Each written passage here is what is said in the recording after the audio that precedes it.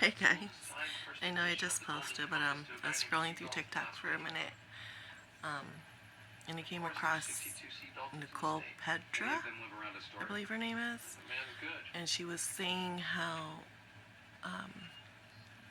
chronic illness people are called lazy a lot because a lot of the times our illnesses are more along the side of invisible or internalized, and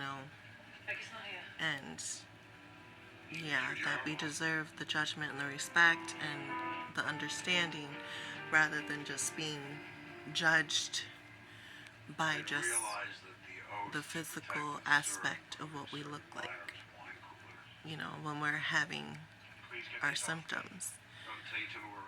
So that got me thinking how certain family members of mine used to do the same with me, call me lazy, rebellious, blah, blah, blah. And at the time, my body was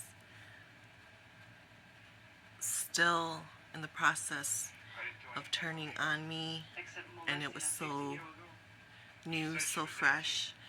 And with me having autism and ADHD, I couldn't comprehend how to express that or explain it.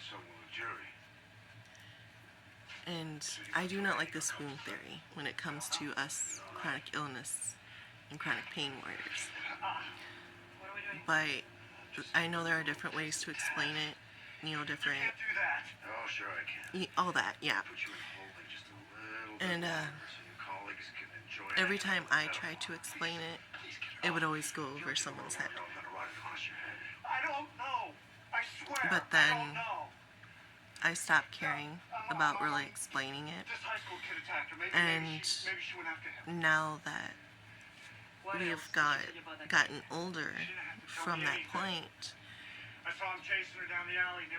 they understand it because they're starting to deal with the symptoms that I was dealing with when I was younger.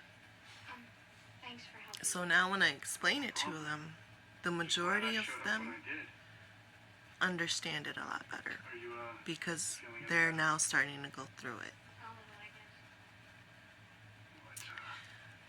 So now when I tell someone, yeah, I'm just really, really, really tired, or my body hurts, they understand it because, like I said, they're now going through similar.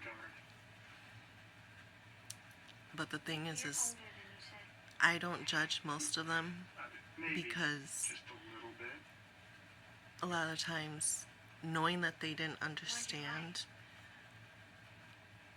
but they weren't trying to be hurtful, like calling me lazy and other names like that, and judging me like that, meant they were trying to understand. They were trying to be supportive, even though it didn't come out that way all the time.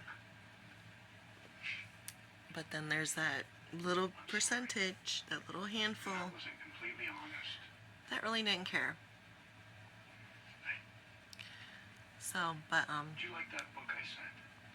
yeah, so explaining now to the people who are just now starting to experience what I had already gone through and still going through. Get it. And with them knowing that I'm not judging them or treating them the way they treated me helps them, because remembering all that trauma, the PTSD, whatever you want to call it, of having to go through the majority of it alone for so long, treating others that are starting to go through that the way I wish I was treated then. After that, I took a shower. Is helping them find the strength to advocate for themselves. So, What's wrong? yeah. And this brings up another point just in general in life every day. Get emotional after something. Your words that come out of your mouth, that roll off of your tongue, What's that? hurts worse than being stabbed in the heart, and will leave wounds and What's scars got you upset? that won't heal for decades, lifetimes after the fact that you have said it. You know, whatever it is, sure there's nothing you can do about it tonight. So, we, all of humanity, Sleep. need to take a step back Next thing I know, and I feel examine handcuffed, both the past grabbed and the my wallet, present. took off with my car keys. And we need to make the future a hell of a lot better. Not just for chronic pain, not just for chronic illness, not just for, you know, what we don't understand, but just for everything in general.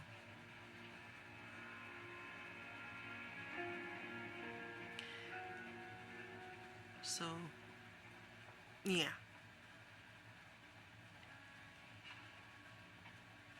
Yeah. So I want to head back to my trauma a little bit. The trauma that I had to endure from the time I was a child until I was about 24, 25 years old, on a daily basis, from certain family members, is still very fresh in my mind. And on occasion, we'll reopen up. How much time do you need, Mama? A little more time. Just a little. I promise. And when they reopen up,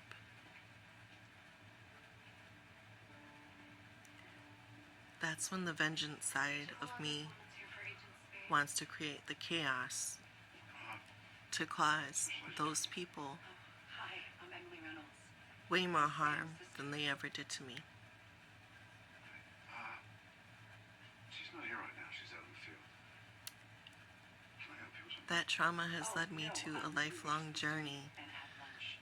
of anxiety, of social isolation, Oh, I don't want to bother her when she's the fears of being Do you know when touched. she's gonna be free?